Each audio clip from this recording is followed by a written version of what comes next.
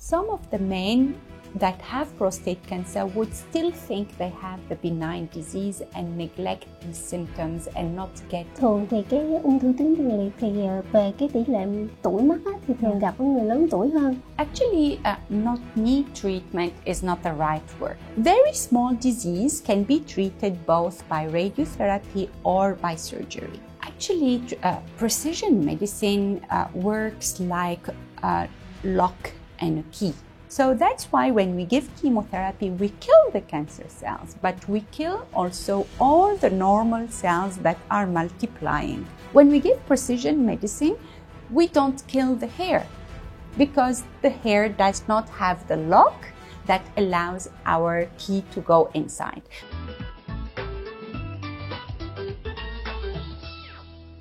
Xin chào mừng quý vị khán giả đến với chương trình Bác Sĩ Nói Gì. Thưa quý vị, ung thư tuyến tiền liệt là một căn bệnh thầm lặng nhưng mà để lại nỗi ám ảnh rất là lớn đối với hàng triệu nam giới trên toàn thế giới. Điều đáng lo ngại là gần như ở giai đoạn đầu thì căn bệnh này gần như không có những cái triệu chứng rõ ràng để người bệnh có thể kịp thời phát hiện cũng như là chẩn đoán hay là có những cái phương pháp điều trị phù hợp. Chính vì thế mà ngày nay thì cùng với cái sự vượt bậc của y học chính xác thì chúng ta đang bước vào một cái kỷ nguyên mới, nơi điều trị không còn là mang tính đánh đại trà mà được cá nhân hóa cho từng bệnh nhân, cho từng thể trạng và đã mang lại một cái hiệu quả tối ưu cũng như là giảm thiểu được tác dụng phụ. Vậy thì y học chính xác đang thay đổi cuộc chiến với ung thư tuyến tiền liệt như thế nào? Ngày hôm nay thì chúng ta sẽ cùng gặp gỡ với bác sĩ Basma M'Barek là trưởng khoa ung bướu với nhiều năm kinh nghiệm trong điều trị ung thư bằng các phương pháp tiên tiến nhất. Cùng với đó là bác sĩ Thị Phương Thảo là bác sĩ điều trị đến từ bệnh viện FV, rất là tận tâm trong công việc cũng như là việc ứng dụng y học chính xác để nhằm tối ưu hóa hiệu quả điều trị và cải thiện chất lượng cuộc sống cho bệnh nhân.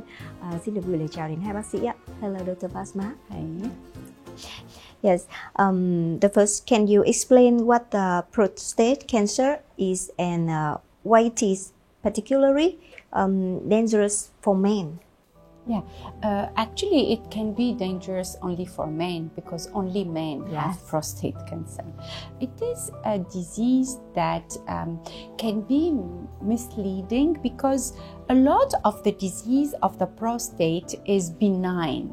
So many patients would start by having symptoms due to the prostate lesions, but they would think they are benign symptoms due to the big size of the prostate with age. So they can have these symptoms but not think about the cancer in itself. So as it is very frequent that patients present with problems with urination and prostate symptoms in a benign way, some of the men that have prostate cancer would still think they have the benign disease and neglect these symptoms and not get investigated for it. So that's why this disease can be neglected and can lead to late discovery of disease and more severe cases.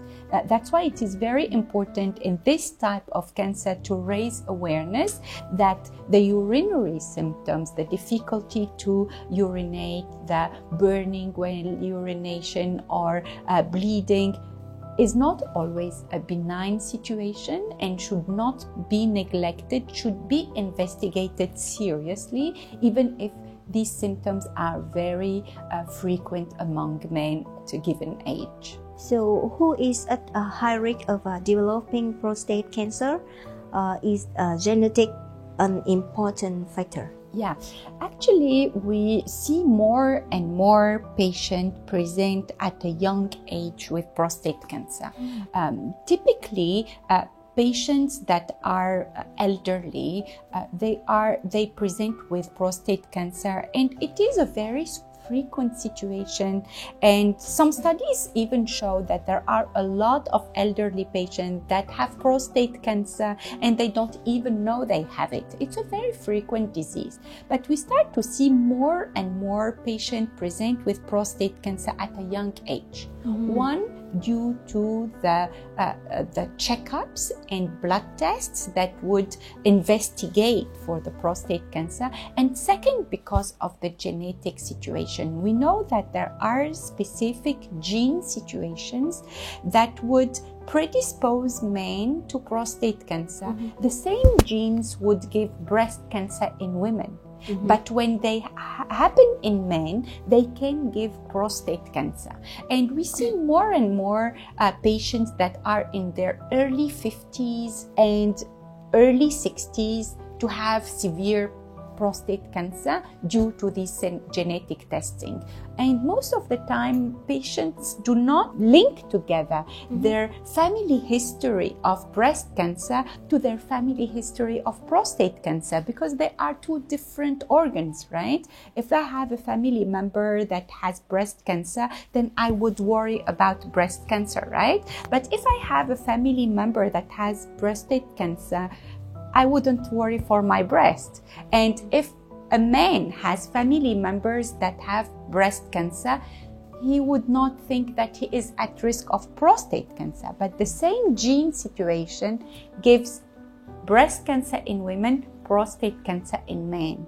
And that's why whenever we need to raise awareness in families where we have a lot of female cases of breast cancer, the men of that family should check about their genetic situation to check for their genes and to detect for prostate cancer.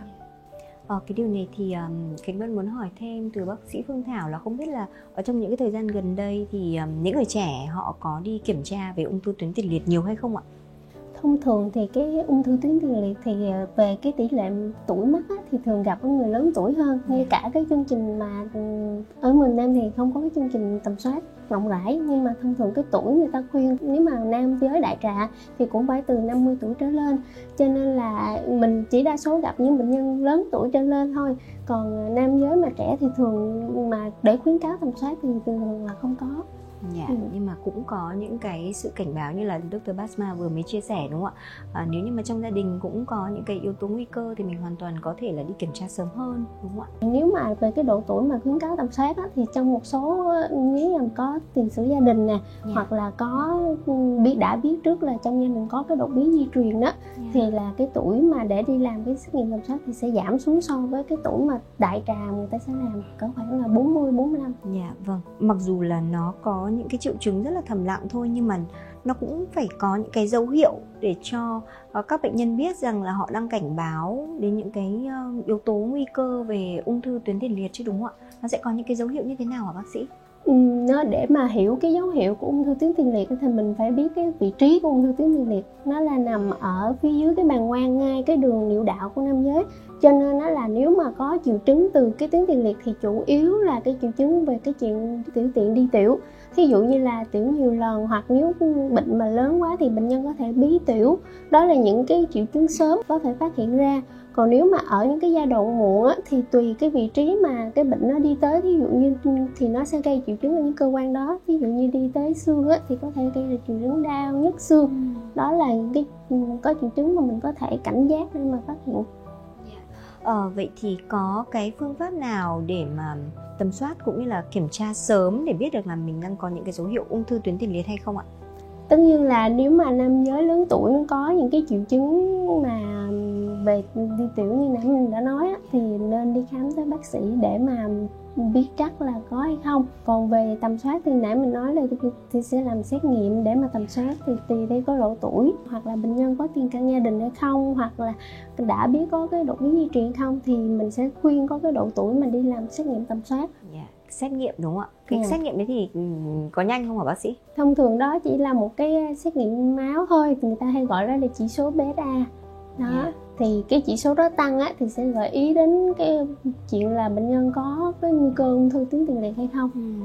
Thế thì khi nào thì bệnh nhân nên sinh thiết tuyến tiền liệt? Lúc trước á, thì bệnh nhân chỉ cần làm xét nghiệm PSA cao sẽ có chỉ định sinh thiết tuyến liệt. Nhưng mà hiện tại người ta phát hiện thấy á, là những bệnh nhân chỉ cứ làm xét nghiệm PSA cao không mà đi sinh thiết á, thì sẽ có một số lượng bệnh nhân là làm sinh thiết nhưng mà nó là không có giúp ích cho mình. Cho nên nó là nếu mà bệnh nhân mà xét nghiệm chỉ số PSA cao á, thì sau đó sẽ được làm một cái là chụp một cái MRI để mà xác định cái vị trí tổn thương. Sau đó bác sĩ sẽ cho sinh thiết vô cái vị trí tổn thương đó, hoặc là trên lâm sàng bác sĩ khám sờ thấy được cái tổn thương thì sẽ sinh thiết vô cái tổn thương đó luôn.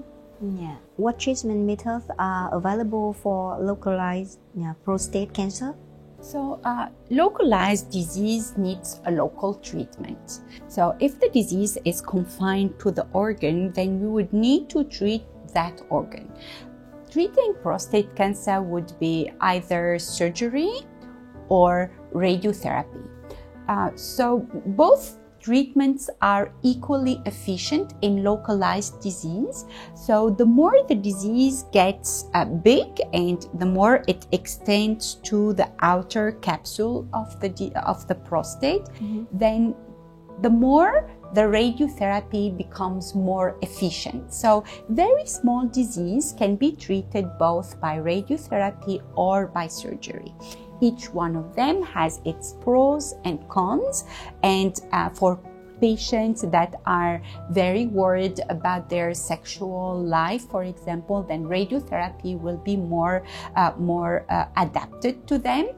And patients that are elderly and that are worried about the urine leakage after surgery, then also radiotherapy will be adapted. If the disease stays in the prostate but goes to the outer coat of the organ, then at that time radiotherapy is more adapted for them. So local disease, local treatment, could be surgery, could be radiotherapy, and each one of them has its pros and cons from urine leakage point of view, and from sexual impairment, radiotherapy is superior.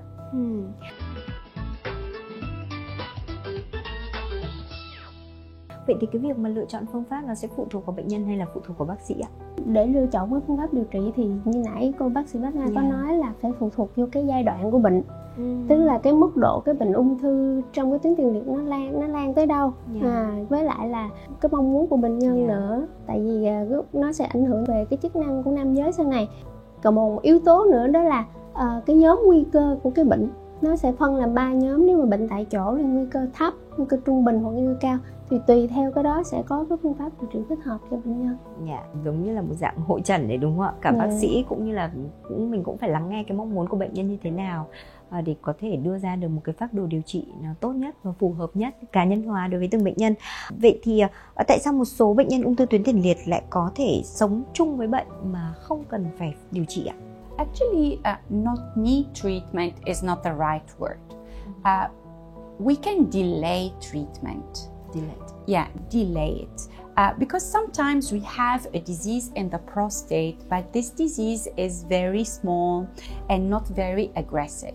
So sometimes it happens that these patients are very young and it's very difficult for them to take the decision of removing the prostate, having sexual side effects, or they can be also elderly patients, but they do have other health conditions. They need to take care of their heart situation or their diabetes, and they don't have a very aggressive disease, very small, but PSA, the blood test shows a little bit up, biopsy shows cancer cells, but they are not aggressive. Then at that time we can wait and see. But wait and see is not wait with closed eyes. It's wait with open eyes. Means we need to repeat MRI. We need to repeat the biopsy to make sure that the tumor cells that 6 months ago were not aggressive, maybe 6 months later they become aggressive. So that's why wait and see means wait and really see, means image again, biopsy again. Most of the time it gives some time to the patient to delay the time of treatment, but at the end of the day most of the patient get treated at some point. Yeah. But if we put ourselves in the shoes of a patient that is 60 years old with an active sexual life or very busy for working in his career and on that, and want to delay the treatment for this prostate cancer, it is acceptable to wait and watch on that disease, not to miss the right time to treat, but still can wait, which is not usual in cancer cases. Most of the time when we have cancer, we should rush and treat before the disease becomes important or metastasizes or becomes very big. In prostate cancer, selected cases can wait a little bit, and this is different from all the other cancers we know. It's different from breast cancer, different from lung cancer. These cases we cannot wait.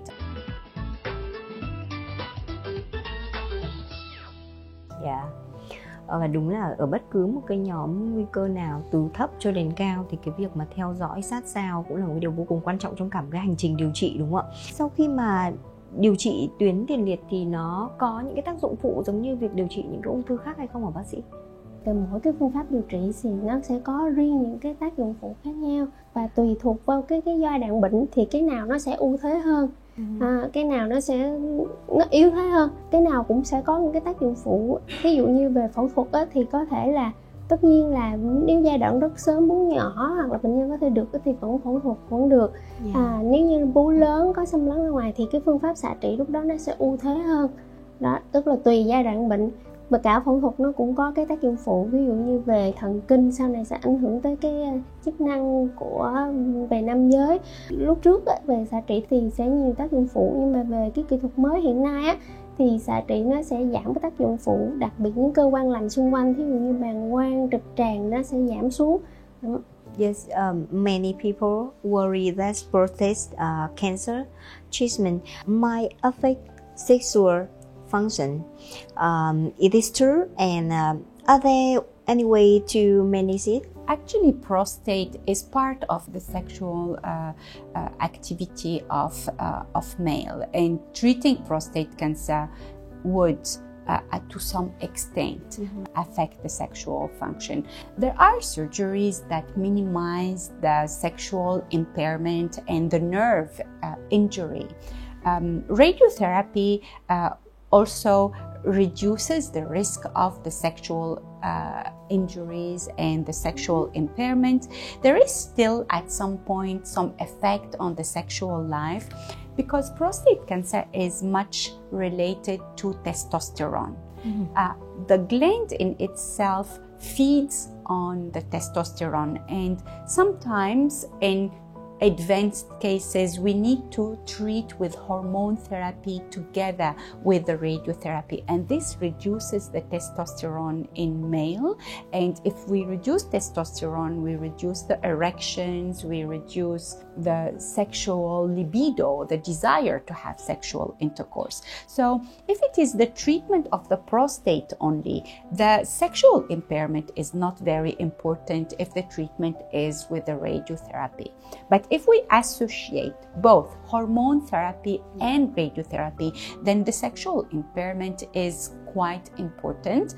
The duration of hormone therapy varies according to the degree of the disease. So if the disease is severe, then the hormone therapy will be maintained for a long time, and this does not help with the sexual impairment. So it is a real concern for us, especially that we are seeing more and more young patient or older patient that give a big importance to their sexual life because our lifestyle has changed, and sexual life is part of our lives a longer time. So of course there are ways to help. There are medications that can help conserve the sexual life, but this is something to be dealt with the patient, but it is not 100%. It's not in all cases, and this can be improved. Vâng, vậy thì so với những cái phương pháp truyền thống thì y học chính xác nó sẽ giúp giảm cái tác dụng phụ như thế nào? Và cụ thể hơn, bác sĩ Phương Thảo có thể chia sẻ về những cái cách thức cũng như là những cái hiệu quả mà nó đã thay đổi so với cái điều trị ung thư truyền thống ra sao ạ? để nói về cái y học chính xác trong cái ung thư tuyến tiền liệt á, thì trước giờ là trong y khoa đều hiểu là nó phụ thuộc vô cái hormone của nam giới là testosterone. Cho nên á là mỗi cái điều trị gọi là liệu pháp hormone á thì là đều nhắm vô cái điều trị đó để cắt cái nguồn hormone đó để cho cái tế bào ung thư tuyến tiền liệt không phát triển.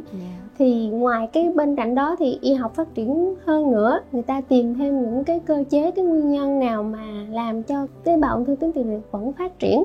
Đặc biệt trong các trường hợp mặc dù đã điều trị với cái hormone rồi nhưng bệnh nó vẫn tiến triển, thì người ta tìm ra những cái cơ chế nào đặc hiệu hơn, tìm ra thí dụ như bệnh nhân là có liên quan tới cái đột biến hay là nguyên nhân là do những cái sửa chữa DNA thì nó nhạy với thuốc miễn dịch. Thì đó là những cái khám phá, cái tìm tòi mới hơn để mà đưa cái điều trị nó về chính xác hơn và tiêu diệt được cái tế bào ung thư tuyến tiền liệt. Bên cạnh đó là cân bằng những cái chuyện điều trị cũng như là cân bằng chất lượng cuộc sống của bệnh nhân.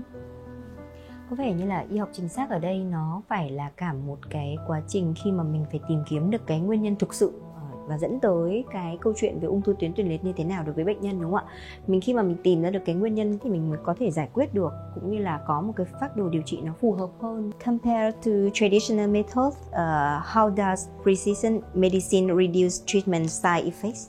Actually, precision medicine works like a lock and a key. If you have the good lock, then you can, and you have the good key, then you can open the door.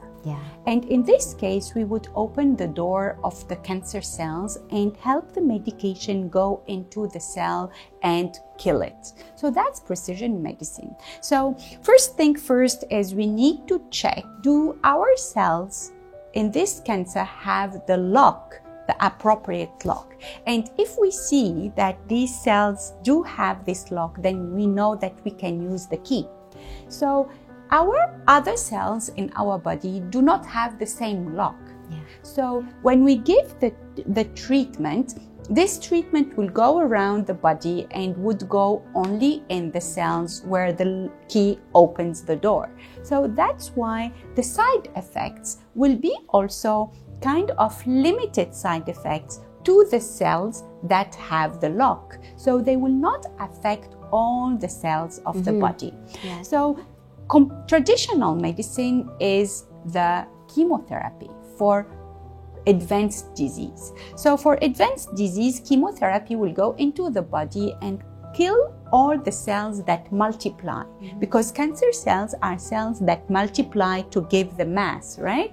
But we have other nice cells in our body that do multiply, like our hair or like our immunity cells. So that's why when we give chemotherapy, we kill the cancer cells, but we kill also all the normal cells that are multiplying. When we give precision medicine, we don't kill the hair, because the hair does not have the lock that allows our key to go inside. So that's why the modern treatments do have limited side effect on the body. So they would affect the cancer cells, but they would affect less the normal cells. Another thing, precision medicine treatments are given on daily basis.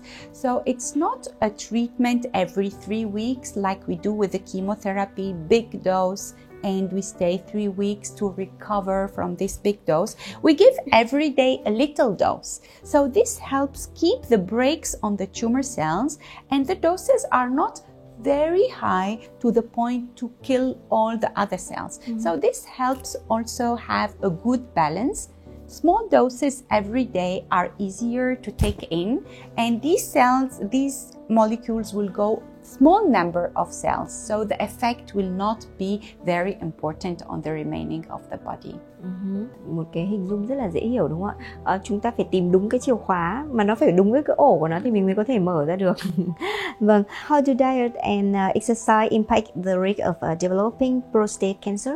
Prostate cancer has something to do with testosterone, which is the male hormone. So if we treat the prostate cancer, we need to minimize the testosterone in the body because that's the fertilizer for tumor cells. So if we reduce the testosterone, then we have a big impact on the body because this is a hormone that is very important. We start to develop testosterone in male at puberty, and it is at this age that the male will grow bigger, build up muscle, have a beard. So if we cut the testosterone, then we know that all this will be affected. So the muscle building will have less muscles, we will have less beard, we will have more less strong bones. So the diet and the activity will help us unfold these side effects. So whenever we give patients, for example, treatments with hormone therapy for prostate cancer, we will try to ask them to have an extra vigilance according to their muscles, to their bones, to try to exercise to the maximum, try to have protein intake so that they keep fit, they keep their muscles, because if we keep muscles, we keep activity, we keep autonomy. We can walk, we can be autonomous, go around, shower alone, and have a normal life. So that's why physical activity, protein intake are very important for to maintain the autonomy and good physical status while treating prostate cancer. I think the information just shared was very useful. To summarize today's discussion, we would love Dr. Basma to share some advice with our audience again. I think prostate cancer is a disease that is now happening among young patients also, not only elderly. So first thing is to draw the attention that even though we are young patients, if we have urinary symptoms, we need to think about prostate cancer, not neglect these symptoms, and go for a checkup and get that done. Second thing is we see more and more cases that are genetically inherited prostate cancers. So we need to draw the attention that if we have family members that have other cancer types, this could be related also to prostate cancer. And any family history of cancer should draw our attention to possibilities of hereditary situation. Treatment of prostate cancer can be delayed if the disease is very small and if it is not very aggressive, but we need to be very careful that delaying the treatment needs to be very watchful and precise. Make sure that the disease does not increase in size or become more aggressive, and this needs specific testing. New generations of medications exist and they are much less aggressive than before. We have a lot of generations of hormone therapies. We don't go to chemotherapy fast now in prostate cancer. It's maybe the last choice. So prostate cancer is a disease that can be dealt with in several ways, either locally or even if the disease is spread. There is great hope for cure when the disease is early, and there is a great hope for a long survival with good quality of life when the disease is spread. Một bài tổng kết rất là đầy đủ, đúng không ạ? Và rõ ràng là với tất cả những cái căn bệnh mà chúng ta dễ dàng gặp phải thì cái chìa khóa tốt nhất để cho chúng ta thêm những cái cơ hội đó chính là phòng bệnh hơn chữa bệnh. Và ngay từ đầu thì Dr. Basma cũng có nói về việc là chúng ta nên chuẩn bị sớm cho mình cũng như là tầm soát nếu như mà nằm ở trong những cái nhóm nguy cơ, để có thêm cho mình những cái sự lựa chọn, cũng như là khi mà mình phát hiện sớm thì kế hoạch điều trị cũng như là cái phác đồ điều trị từ phía y bác sĩ cũng sẽ hiệu quả hơn rất là nhiều cho chúng ta. Một lần nữa thì xin được cảm ơn Dr. Basma. Thank you. Và xin được cảm ơn bác sĩ Võ Thị Phương Thảo tại Bệnh viện FV đã mang đến những cái thông tin vô cùng bổ ích, đặc biệt là cho khán giả nam trong chương trình ngày hôm nay. Và hy vọng rằng là quý vị khán giả cũng đã cung cấp thêm cho mình rất là nhiều những cái kiến thức xung quanh bệnh ung thư tiền liệt tuyến, cùng với đó là những cái phương pháp điều trị với sự tiên tiến của y học hiện đại ngày nay. Và đến đây thì thời lượng của chương trình Bác sĩ nói gì cũng đã kết thúc. Còn bây giờ xin được gửi lời chào tạm biệt và hẹn gặp lại.